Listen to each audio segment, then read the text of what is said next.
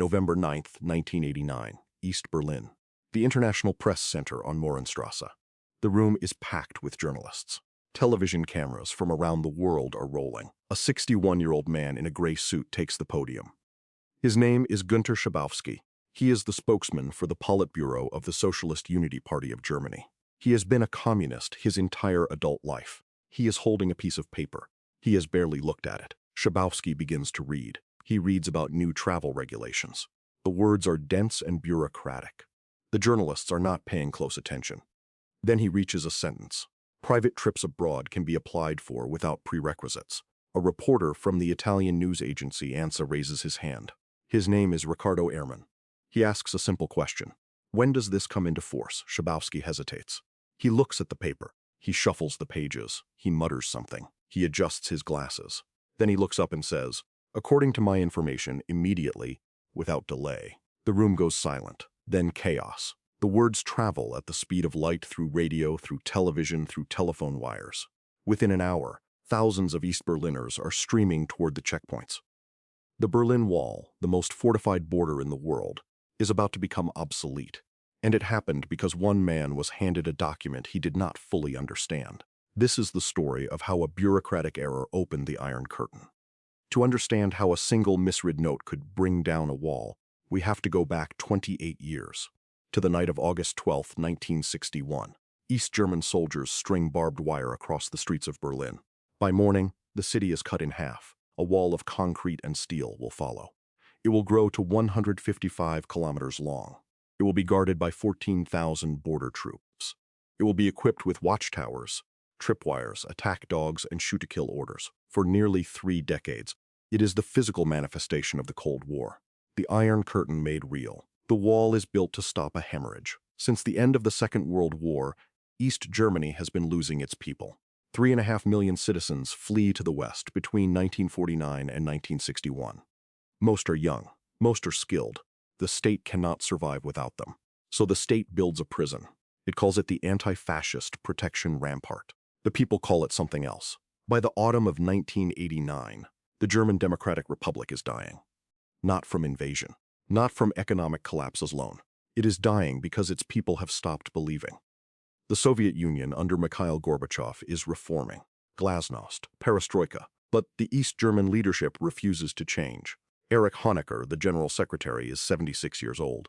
He has ruled for 18 years. He sees no reason to alter course. His security apparatus, the Stasi, has files on 6 million citizens.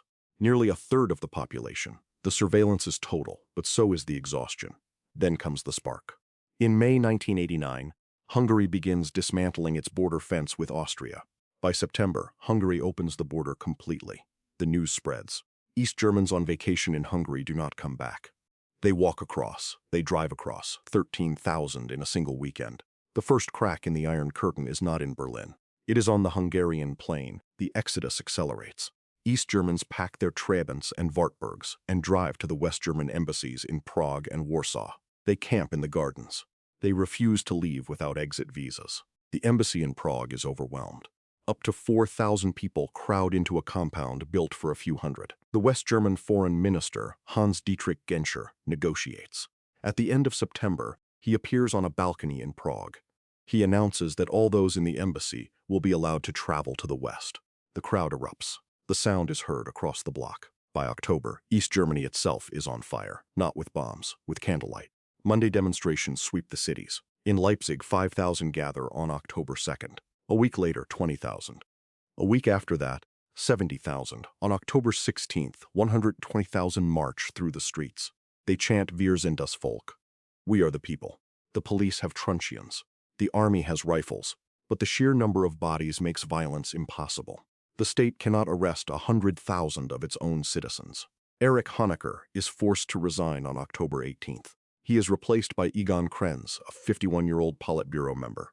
Krenz understands the crisis. He knows the old methods will not work. The crowds are not shrinking. The exodus is not stopping. He decides the regime must offer a concession. It must loosen travel restrictions. It must appear to give the people something. He does not intend to open the wall. He intends to create a regulated, controlled pathway, a safety valve, something that will calm the streets without surrendering the state. Work begins on a new travel regulation. The draft is prepared by mid-level officials. It is long and conditional. Citizens may apply for private trips abroad.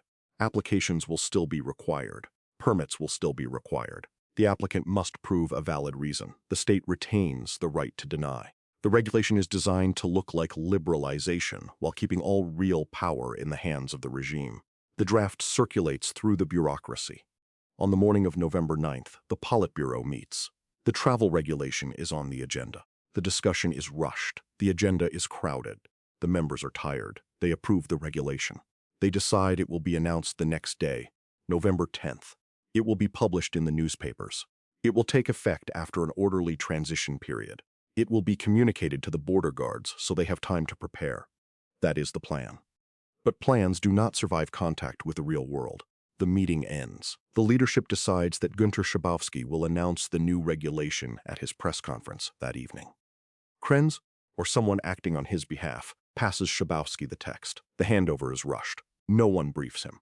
No one explains that the regulation is not yet in effect. Schabowski receives the paper without context. He has only minutes to look at it before he faces the cameras. He knows the broad topic, travel liberalization, but the details are unfamiliar. He has not attended the Politburo meeting where it was discussed. He knows only what is written on the page in front of him. The page is a bureaucratic draft. It is dense with clauses and subclauses. It is not written for a television audience. It is not written for live broadcast. But that is how it will be delivered. The press conference begins at 6 o'clock in the evening. It is held in the International Press Center on Bornholmer Strasse. The room is full. The event is routine. Schabowski reports on the plenum of the Central Committee. He reads a prepared statement. The statement is dull. It talks about agricultural quotas, industrial production figures, the ideological line. The journalists are restless. The world is watching the Monday demonstrations, the exodus in Prague. The hunger for news is enormous, and Schabowski is boring them. Then, near the end of the conference, a member of the Politburo passes Schabowski the paper, the travel regulation text. Schabowski glances at it. He appears uncertain. He shuffles his notes. He waits for the right moment. A few minutes later, he clears his throat. He says he has received information about a decision regarding travel. He begins to read. The words are technical. Citizens may apply for trips abroad. Applications will be processed without delay. Exit visas will be issued for permanent departure. The language is convoluted. The journalists strain to parse it. Schabowski reads for several minutes. He stumbles over the clauses. He does not sound confident. He does not sound like a man changing history. He sounds like a bureaucrat reading a memo he does not fully understand. At 6:53 in the evening, he reaches the line that will change everything. Private trips abroad can be applied for without prerequisites. The room goes still. Ricardo Ehrmann, the ANSA correspondent, raises his hand. He asks the question that will echo through the century. When does this come into force? Schabowski pauses. He looks down at the paper. He turns it over. He looks back at the text. His glasses catch the studio lights. He mutters, the seconds stretch. Then he looks up and says, according to my information, immediately, without delay, sofort, unverzüglich, the words are out. They cannot be recalled. The press conference ends at 7:05. The journalists rush to the phones. The news hits the wire services at 7:20. The West German television networks break into their regular programming. The headline scrolls across the screen. East Germany opens the border. The words spread through West Berlin like a shockwave. They spread through East Berlin even faster. East Germans watching Western television, and millions of them do, hear the announcement within minutes. They hear the word sofort. Immediately, they grab their coats. They grab their children.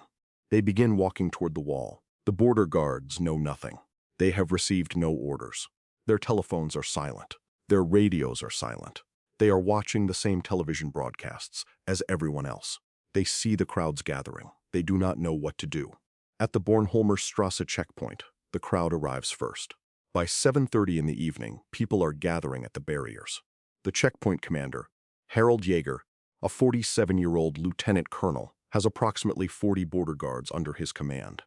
His standing orders are clear. Any attempt to cross the border illegally is to be prevented with all means, including deadly force.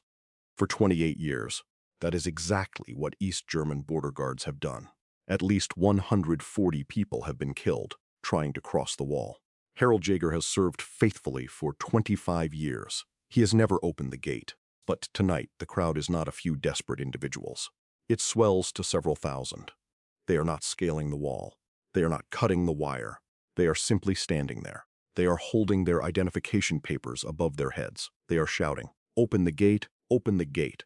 The sound is a physical force. Jäger calls his superiors. No one picks up. He calls the Stasi headquarters. They tell him to wait. He calls the Ministry for State Security. They tell him to use force if necessary. He looks at the crowd. He sees families. He sees children on shoulders. He sees faces he recognizes from his own neighborhood. He realizes if he gives the order to shoot, he will start a massacre on live television. He realizes the regime he serves has already collapsed. It just has not admitted it yet. The hours pass. The pressure builds. At approximately 9 o'clock, he makes a decision. He does not ask permission. He does not wait for confirmation. He simply says, "Open." The gate swings wide. The crowd surges through. The sound is not of gunfire. It is of cheering, crying, laughing. The first East Berliners walk into West Berlin as free people. They are met by strangers handing them flowers, champagne bottles.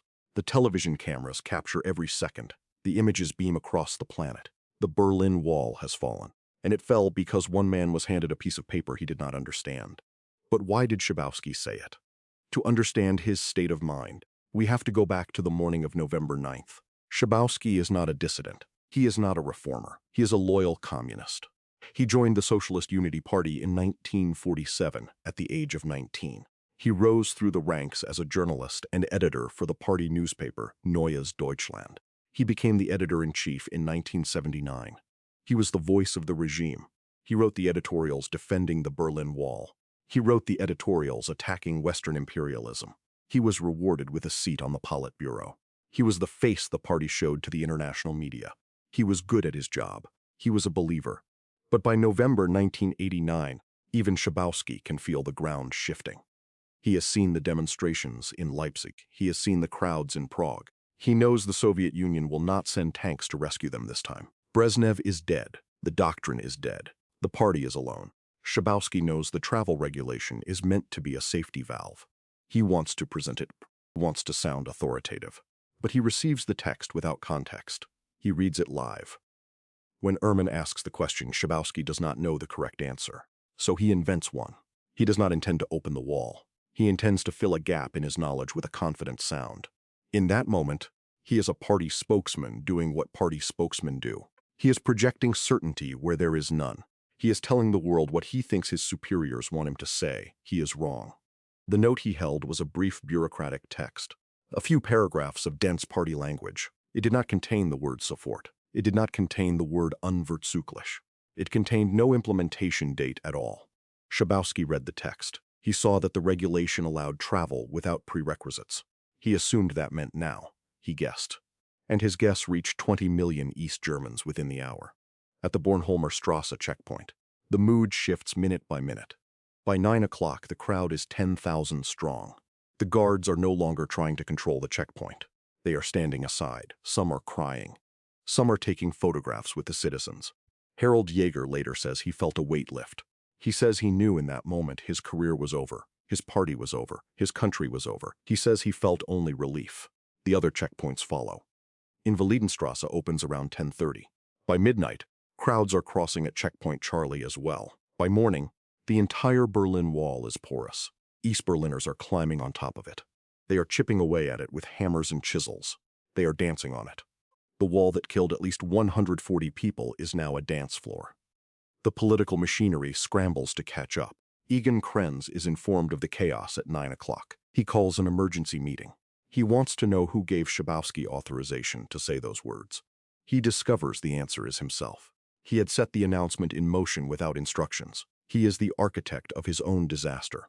The Soviet ambassador is summoned. Gorbachev, informed of the situation, does not threaten intervention. He simply says the Germans must solve their own problems. The Cold War is over. The superpower patron will not lift a finger. By November 10th, the wall is no longer a barrier. The East German government announces an official opening of the border, retroactively endorsing what has already happened. The statement is a surrender dressed as a policy. The crowds do not care about the wording. They are too busy passing through. The days that follow are a blur. Bulldozers tear down sections of the wall. People collect pieces as souvenirs. The border fortifications Watchtowers, dog runs, electric fences are dismantled. The Stasi headquarters is occupied by protesters. The files are seized. The secret police are exposed. The party of Lenin and Ulbricht and Honecker is hollowed out in a matter of weeks.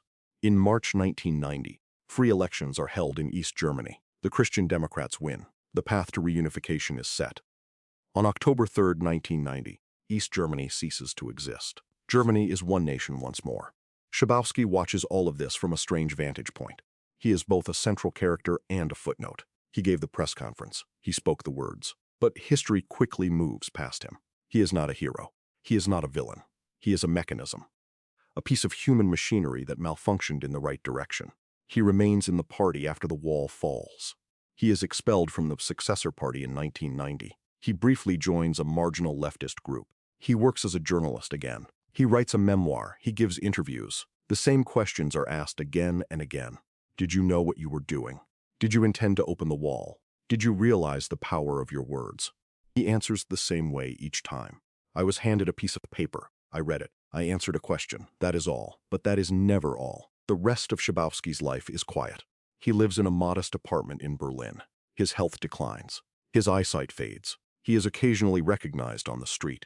He receives only a minimal pension. He dies on November 1, 2015, in a nursing home outside Berlin. He is 86 years old. His obituaries describe him as the man who accidentally opened the Berlin Wall. The word accidentally appears in nearly every one. It is the only word that fits. The piece of paper he held that night has not survived. No one knows exactly what became of it. The exact wording is known only from news footage and the memories of those present. The paper was a draft. It was not signed. It was not stamped. It was a bureaucratic artifact that changed the course of world history. What remains is a question. What if Schabowski had said something else? What if he had said the regulation would take effect tomorrow? Or next week? Or that he did not know? What if Ehrman had not asked the question? What if the press conference had not been broadcast live? What if Krenz had chosen someone else? What if the border guards at Bornholmer Strasse had followed their standing orders and opened fire? These are not idle questions. They point to the fundamental truth of that night. The fall of the Berlin Wall was not a planned event. It was not the result of a military victory or a diplomatic negotiation. It was the result of a cascade of errors. A miscommunication in a Politburo meeting. A piece of paper handed without explanation. A confused bureaucrat reading a text he did not understand. A reporter asking the simplest possible question. A border commander deciding he would not be a murderer. The Cold War did not end with a treaty. It ended because an aging communist functionary said the word "sofort." The wall is now a memory. The concrete is gone, except for a few preserved sections that serve as monuments and tourist attractions. The death strip is a park. The watchtowers are empty. The land where the wall stood is now prime real estate. Apartment buildings, corporate headquarters, shopping malls. The Berlin of today bears almost no physical trace of the division, but the psychological division remains. Decades after reunification, the former East still lags behind the West in wages, employment, infrastructure. The internal border is not visible on a map. It is visible in statistics. It is visible in voting patterns. It is visible in the quiet resentments that flow beneath German political life. The wall fell in one night. The consequences have not yet stopped unfolding. There are other walls. In Korea, the demilitarized zone is still the most heavily fortified border in the world. It has been standing for over 70 years. There is no Günter Schabowski there. There is no press conference. The barbed wire is still sharp. The orders are still clear. Some borders are opened by accident. Others remain closed by design. The mechanism of accident can only work if the system is already under pressure. The Berlin Wall did not fall because of a misread note. It fell because the pressure behind it had become unbearable. The note was the pinprick. The wall was a balloon stretched to its limit.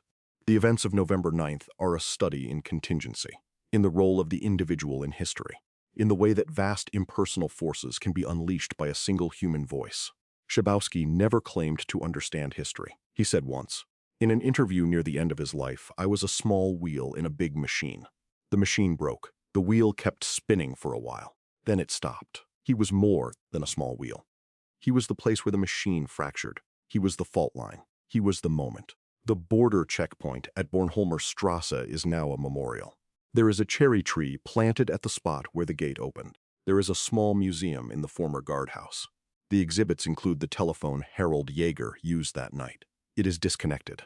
The silence that night was the most important sound he ever heard. It was the sound of orders that never came. You can visit the International Press Center on Mohrenstrasse. The building is still there. The room where the press conference was held is used for other purposes now. There is no prominent plaque marking the spot. The chair where Schabowski sat is unmarked. The podium is gone. The space is ordinary. It is a room. That is the most unsettling thing about historical sites. They look like nothing at all. The world came within one misread note of a very different November 10th. If the wall had not opened that night, the pressure would have continued to build. The demonstrations would have grown larger. The security forces would have faced an impossible choice. A crackdown would have been bloody. The Soviet Union would have been forced to intervene or stand aside. The entire post-war order would have been stress-tested to breaking point. None of that happened because a man in a gray suit adjusted his glasses and said, "Sofort, unverzüglich." The question of intention remains. Did Schabowski intend to open the wall? He said he did not. He said he was simply reading a text and answering a question. But there is another possibility. It is the possibility that in that moment he understood exactly what he was doing. That he saw the paper, saw the question, saw the cameras, and chose. He chose to say the word that would end a regime. He chose to become the pinprick. If that is true, he took the secret to his grave. He died without confirming or denying. The only evidence is the footage, the pause, the shuffle, the slight tremor in his voice, the look in his eyes. You can watch it today. It is preserved on the internet. You can watch it and decide for yourself. Günter Schabowski died on November 1st, 2015. The Berlin Wall fell on November 9th, 1989. The distance between those two dates is almost exactly 26 years. The wall stood for 28 years. He outlived it by just under a generation. He never saw a new wall go up. He never saw the old one rebuilt, but he saw other walls. He saw barriers in Palestine. He saw fences in Hungary. He saw the rise of new divisions. He saw the world learning old lessons again. He never commented publicly on these things. He simply lived. And then he stopped. The piece of paper is gone. The man is gone. The wall is gone. But the moment remains. It replays every time a system reaches its breaking point. Every time a crowd gathers at a checkpoint. Every time a guard decides not to shoot. Every time a person in a gray suit approaches a microphone holding a piece of paper they do not fully understand. The story of November 9th is not a story about the past. It is a story about how history actually works. It works through accidents, through errors, through the small choices of small people in rooms that look like nothing at all. And once those words are spoken, they cannot be taken back. Sofort, unverzüglich, immediately, without delay.